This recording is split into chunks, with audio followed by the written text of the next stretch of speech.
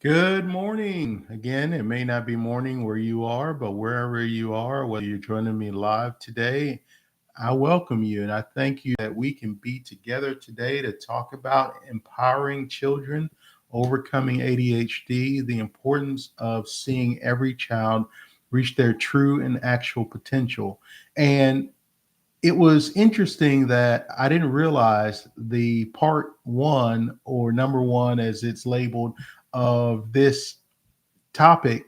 So basically, today I'm continuing from last video because last video cut off. I was talking, doing my thing, and it just stopped somehow. So we're going to continue. We get an opportunity today to continue and meeting this Thursday. So far, I've been blessed to meet with you all every other Thursday. That's the schedule that's been working and the schedule that I hope to continue to as we journey together in empowering your child, a child, those children to overcome the emotional and behavioral struggles they may be having. Because just about every child out there, regardless of what you might see, what you might experience, what might be confusing, has the ability to overcome the challenges. And that's not just positive thinking, that's the reality of kids. That most of the time, we as people are confused about what's wrong with them and then what to do about it. And because we're confused about kids, because society, including the medical community, teaches us to see kids through the lens of symptoms and the lens of ADHD, instead of understanding ADHD through the lens of understanding kids developmentally, because that's backwards. A lot of times we're looking at kids and being able to apply what we what we think is wrong to a disorder like ADHD when it comes to the fact that kids have disordered behavior, they have struggles, they have challenges. These things are real, that what you're going through and what you're seeing and what's confusing is very real. At the same time, what's also likely, most likely, is that your child can overcome these challenges. They can develop every goal, every skill, every ability to be empowered to do what you hope they will do, whether it's listen, focus, transition, go to bed, eat their vegetables, not bang their head, not hit people, not crawl out of windows and try to run away. Whatever these things are, the children can develop the self-discipline to make them to put their energy into doing what they need to do instead of what may be impulsive or what may be feelings or what may make sense to them in the moment, and also to develop the ability for self control, to pull themselves away to what they may feel like doing, what their impulses might encourage them to do in that moment. And how do we do that? How do we help children to redirect their energy? Because that's the thing, to understand they have ability, they have understanding, but we've got to help them redirect their energy. We've been talking last video about Tommy the tailpipe tickler, and you can refer to the last video where that's an example of an adult driving, and we can all, well, I say we all, not all, but adults can be guilty, including myself, of driving in ways or doing things while driving that are conducive to what we feel like doing, what we want to do, but may not be the most socially responsible, may not be the most lawful. And when we talked about Lawrence Kohlberg's stages of moral development, basically they have to do with our responsibility or our response to the law, the rules, societal norms, or things in society that can show us to be operating on a higher ethical plane when it comes to our fellow man. So when we look at this, we talked about last time the most basic stage for us as humans to operate on, and doesn't mean we always do, but the basic level of responding responsibly to rules, laws, and other people in society has to do with putting it in obedience and punishment. Now, those might not be exactly Lawrence Kohlberg's words, but you can find specifically the 6 stages of moral development that he discusses. Now, why are we talking about moral development? Again, we're talking about purpose, we're talking about responsibility, we're talking about response. Be careful not to get wrapped up into the word moral as much as we understand what he's meaning. That as we are developing our ability to be responsible for how we handle rules and other people in society, there comes a development of that. And the most basic development of that is that we are responsible, we respond well to those rules because we don't want punishment or we don't want consequences that we don't like. We use the example of driving, that oftentimes people may adjust their speed within the rules or adjust what activities they may be doing while driving in response to a police officer or some type of legal apparatus like the speed limit, what is that thing, the radar on the side of the road or what have you. But oftentimes we as adults are operating on the basic stage of responsibility or in line with the basic stage of responsibility to the laws and rules of driving. So we must understand that if we adults are wrestling with this on a daily basis, how much more are kids who are undeveloped? Undeveloped meaning that we have the opportunity as parents, caregivers, professionals to empower them in their development. Part of their development is their response to the rules and authority. Where does that begin? It begins with you because you are the loving authority. You love them, you provide a healthy structure, your rules and expectations are reasonable, and you need to be empowered in your ability to help them redirect their energy into away from maybe what they feel like doing or want to do in that moment into what they need to do to help them invest their energy more into what's good for their life, not necessarily what's good in their life, meaning that what's good in their life for to them, meeting them where they are, might be to not go to bed, to not do homework, to be on the tablet, to play games and run around. And you say, well, AJ, how can that be good in their life? We have to put ourselves in the shoes of children 12 and under. And when you look at children 12 and under, why would they want to go to bed? Why would they just want to eat their vegetables? Why would they want to do homework? Why would they want to get off the tablet and do other things? Now, some kids are internally motivated to please the boss. They have their own internal motivations to be responsible and do what they want to do. Other kids are internally motivated to do or have life on their terms. We call these strong willed kids. And with strong willed kids, they're not bad kids. They're just kids that want to have life on their terms. And when they strive to have life on their terms, it can come out in ways that maybe are challenging as far as we see the struggles with inattention or listening or self control, these different things. But what's happening is the kid is putting their energy with their intelligence into what they feel is good in their life instead of what may be good for their life. So we can extrapolate that to the driving. Maybe what's good for our lives is to drive more responsibly, is to ignore the text until we're not driving at all, to put down the games and not do those or the videos while driving, to make sure that we're honoring the speed limit, to even if it's something that we may not agree with, to be responsible with our distances from other people, to be maybe polite and save some of the hand gestures that we might share with our fellow driver. Maybe even when it comes to lights, to if it's yellow, maybe we don't have to try to get through that light. Maybe we can use that as caution and stop, or especially when the light is red. And I don't know about you, but seeing, and I have to be honest, I'm guilty of times of this and I need to be able to adjust, but seeing sometimes we're not even responding the way we need to when lights turn red or certain colors.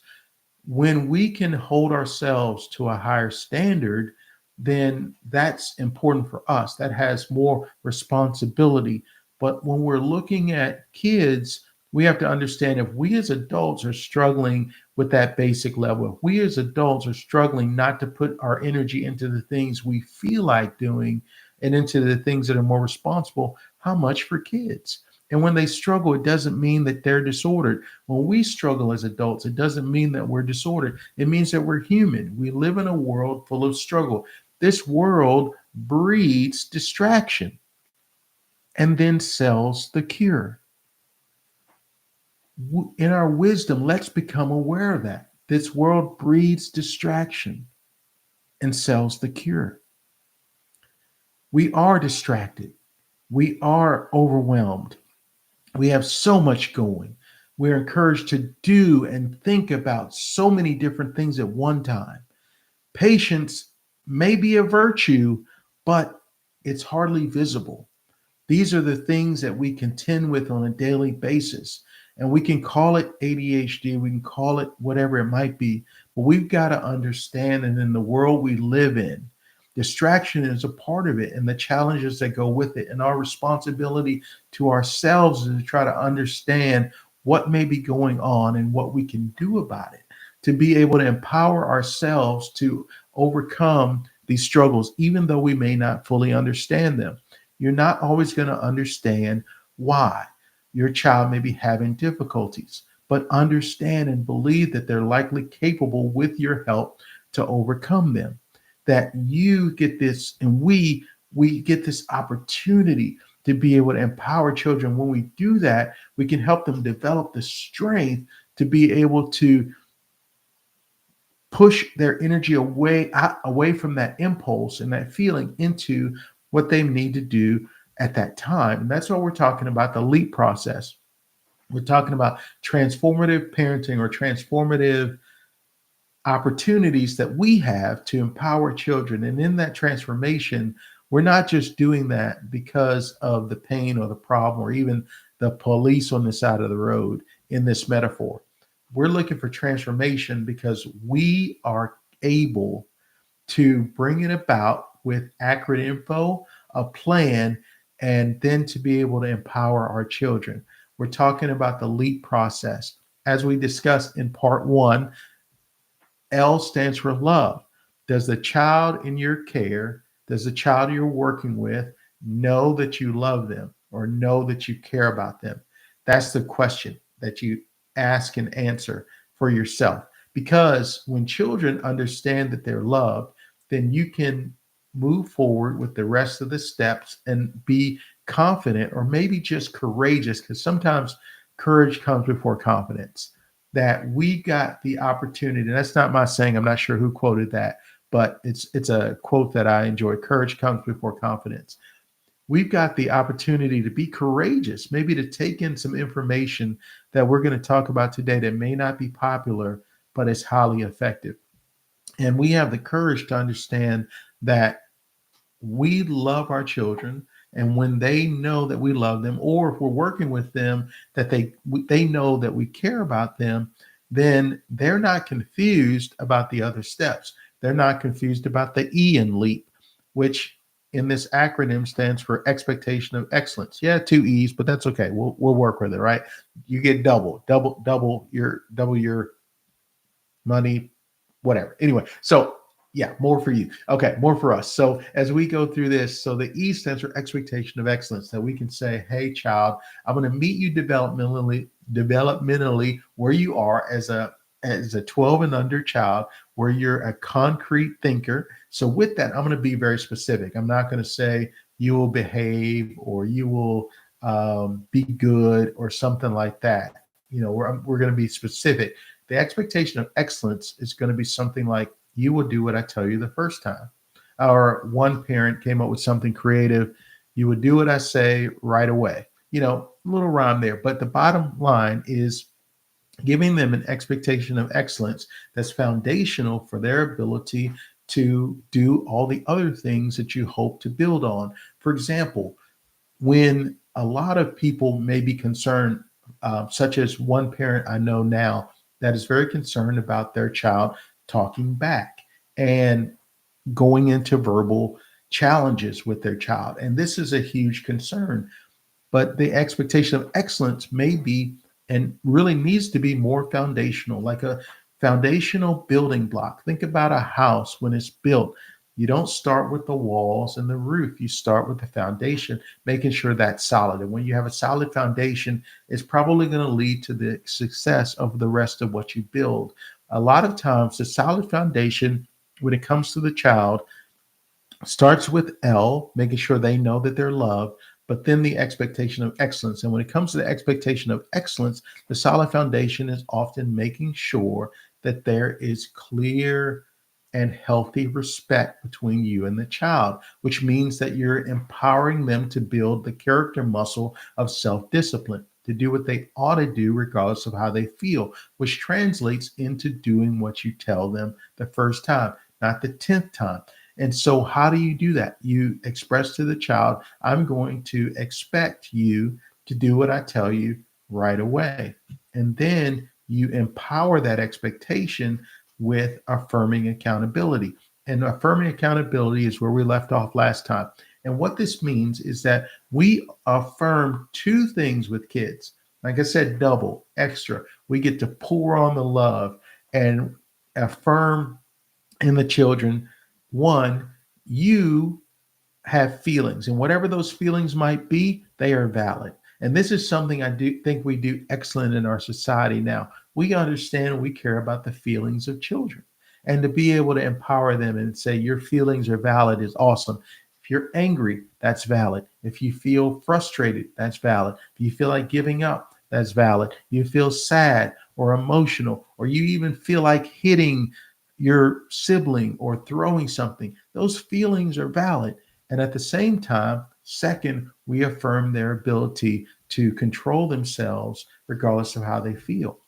I affirm that I believe you are able, regardless, even if I haven't seen it before, I'm going to believe in your power, your ability, child, to meet this expectation of excellence. So I'm not going to tell you 10 times anymore. I'm going to tell you once and then maybe twice, because oftentimes when we get to the reality of it, telling a child once is really, we say the first time, but it's really more like twice, right? Because we tell them once and then we expect them to respond, and then if they don't respond right away, we might tell them again, and then but it's really like you want to limit that at two times, okay? Meaning that if they don't do what you told them to do, like go brush your teeth, get your shoes, take out the garbage, whatever it is. If they don't do what put down your tablet or do your homework or come sit down at dinner or stay in your seat, whatever it is,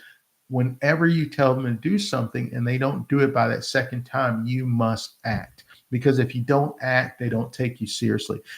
When you don't act, they learn that they have nine times. And when you're finally about to blow and you're red and you're a steam engine and the smoke is coming out of your ears and all those things, and they finally kind of run and get it, it's because they've learned that they really don't need to respond until you get to be Kathy the Choo Choo Train, right? And you're yelling and that kind of thing. And a lot of experts will say that yelling is unhealthy. Well, listen, for a lot of caregivers or parents or people working with, well, let's say parents or caregivers, especially women. Here's the thing. I'm just going to be real with you that yelling is not always a bad thing.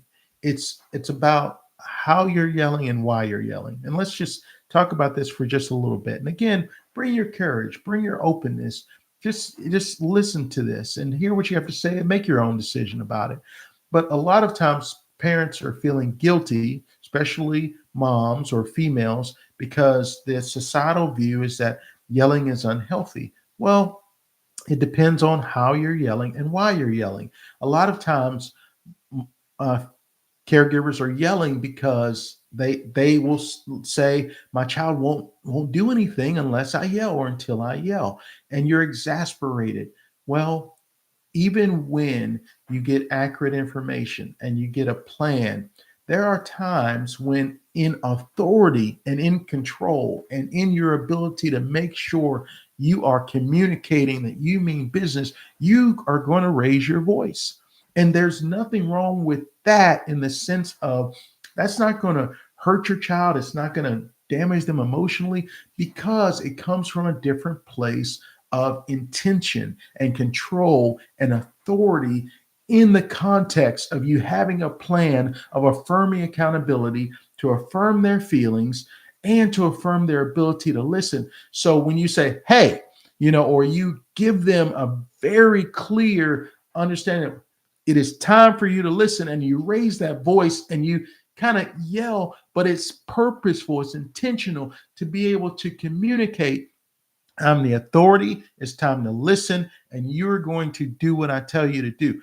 Why is that important? Because sometimes you got to get that attention, not as a basic thing, not as a thing you're going to do all the time, but we got to take out the shame of that. Now, if you're just yelling out of frustration, that means that is an indication that you are at your wits' end. It's an indication that you are in the right place. It's an indication of you getting what you need to put together a plan that you can be courageous about and ultimately confident about, helping your child build the ability to respond to you respectfully, quickly, right? So it's just an indication that, yeah, you're just gathering the opportunity to develop that plan. And then when you raise your voice in the future, it will be intentional, it will be purposeful, and you will know what you're doing and why you're doing it. And sometimes we have the rough edges. Sometimes, even in that, we might raise our voice a little bit, but we can be more mindful because we're putting our energy into what's most effective in empowering our children to succeed. Because I believe most people out there, most loving caregivers like yourself, that are working with children, that are raising a child, that are helping a child, are doing at least 70 to 80% of the most effective things to help their child succeed. But you don't have a solid plan that where you can put your energy into being consistent with the things that are most effective. So oftentimes, even though you're doing at least 70 to 80% of the most effective things to empower your child to succeed, most caregivers don't know what their 70 to 80% are. They don't really know. So working together, tapping into the resources we're going to talk about in a little bit to help you put together your own LEAP plan will help you to be able to maximize your energy into the range of 97 and 98% effectiveness, because you put together a plan that meets your child where they are, that is fully fleshed out and gives you the opportunity to empower them on a daily basis to reinforce this expectation until they grow strong enough to be able to meet that expectation on a consistent basis. It's just like if you were having them do push-ups. Now, I'm not saying do push-ups as an accountability measure. I'm not recommending that. I'm saying it's developing the character muscle of self-discipline for them to be able to respond to that expectation of excellence through affirming their feelings, through affirming their ability, and reinforcing that with accountability to take what's important in their life and connect that to what's important for their life. What do you think is important in your child, that child's life? Is it the tablet? Is it going outside? Is it having desserts? And we're talking about accountability because just like we talked about that basic level of development from Lawrence Kohlberg, it is obedience because you're pushing the energy into obedience away from discipline or punishment. Now, that can seem barbaric, but it's meeting kids 12 and under as choice and consequence learners where they are. And that's what we're missing. We're missing the healthy discipline to encourage and empower people with children to put their foot on the gas pedal when it comes to the firm discipline, not rewards. Because we have got to understand accurately that the kids being able to put their energy into what they want, or even to put their energy into things that can stir up trouble or chaos, can be rewarding for them. All right. We can talk more about this in future videos, but that's the thing, for them to not put their energy into things that they need to do, to not put their energy into focusing on their schoolwork, to not put their energy into focusing on sitting still. Those things can be rewarding to them. And sometimes, right, because they are developmentally, by brain development, impulsive in the moment, emotionally driven creatures, that their feelings overwhelm them in the moment. That's why you have children saying when they after they get in trouble or something happens and they're like, I will be good, I will do what I'm supposed to, or even in your office as a professional, they're like, yeah, I get it. I understand. I'm going to do what's right. And they tell you this, but then they don't do it because they don't have the strength yet to overcome their feelings and impulses in the moment. And we give them their strength through these metaphorical push ups that when their energy runs into a clear boundary, that after you've told them twice, you act, you back up your words with accountability, with discipline that is they're not going to like, and to be able to reinforce that because they understand that you love them, they understand that you care about them. They're not confused because you told them what you expect and then you carry it through. It's just like the law says the speed limit is 55. It's clear what it is. It's specific. Right now, there's a little gray area, right? You can go, let's say if you're, so many miles over the speed limit, it's in its acceptable range. Okay, but you get it. But if you're going 70 in that 55 mile an hour, you can expect that if a cop sees you, there's going to be a ticket. How do you know that? Because if you see a cop, what are we probably going to do? We're going to look at that speed. We're going to probably slow down because we know there's an expectation there. And if we cross that expectation, and if this cop, not being mean, not being out of line, but gives us a ticket, and we're being honest with ourselves, we know that that ticket was fair. It was right. We may not like it, right? But it, we're being honest with ourselves enough to know that, okay, that's a ticket that was a response to my choice.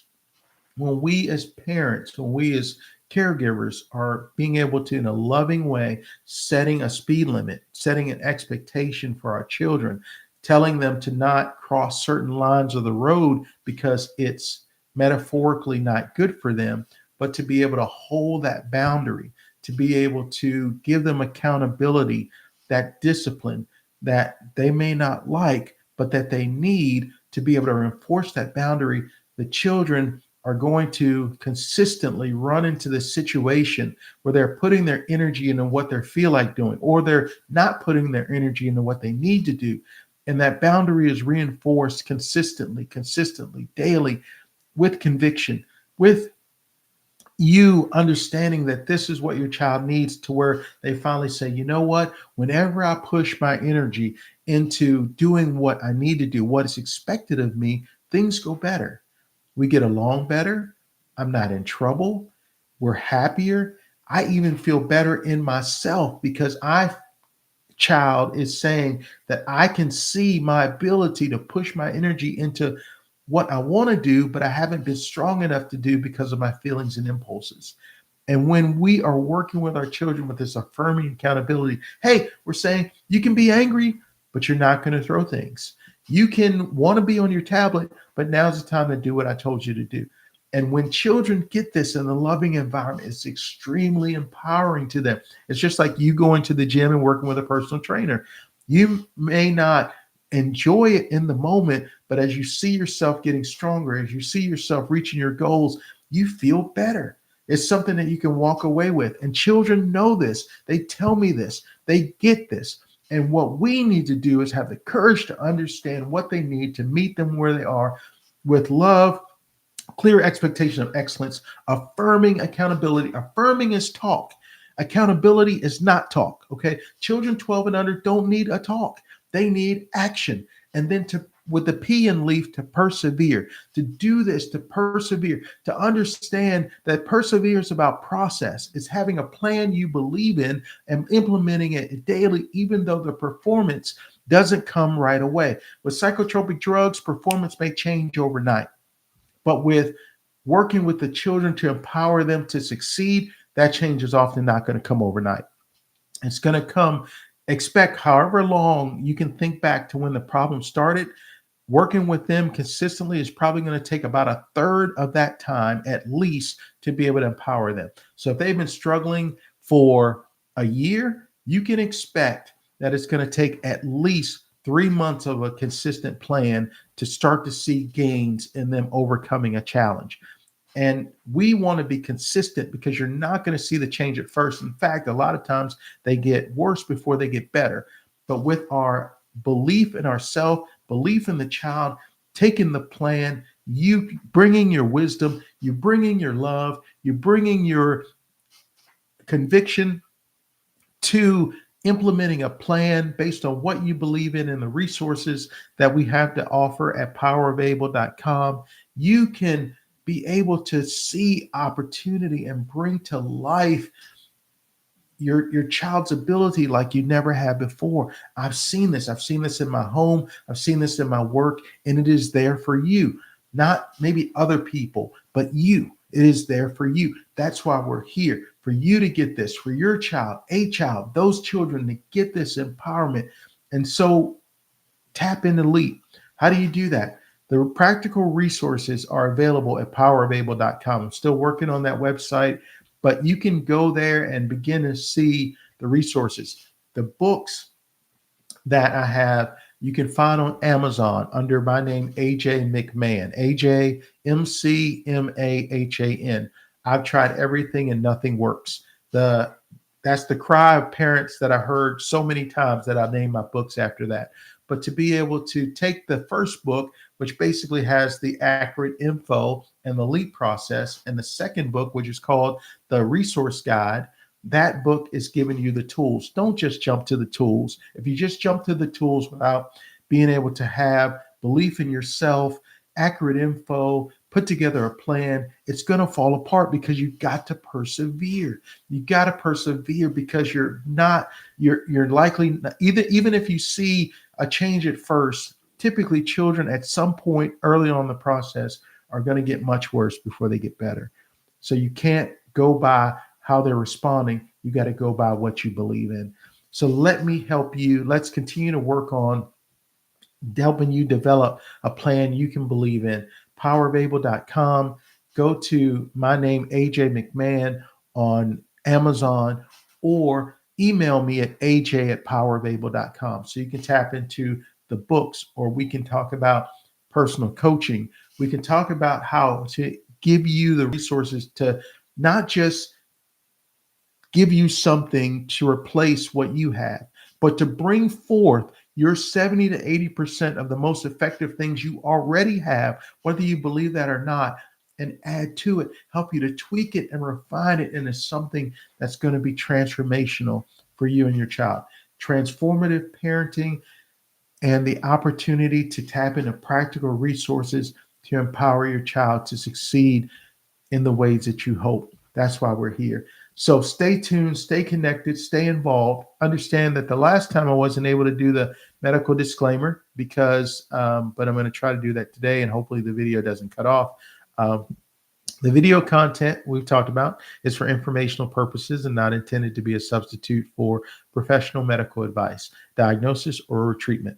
Always seek the advice of your physician or other qualified health provider with any questions you may have. The video creator is not responsible for any loss or damages resulting from the use of the information. Never disregard professional medical advice or delay in seeking it because of something you have heard or seen in this video or podcast. Take the information and work with, your professionals. Work with them. Let's come together and use your wisdom. Vet the vet the sources and the information. Don't just take things at face value. You're worth more than that. Your child, those children are worth more than that. So please like and subscribe. Stay tuned, stay connected, stay involved as we continue these series and this information, this journey together of empowerment. Take care.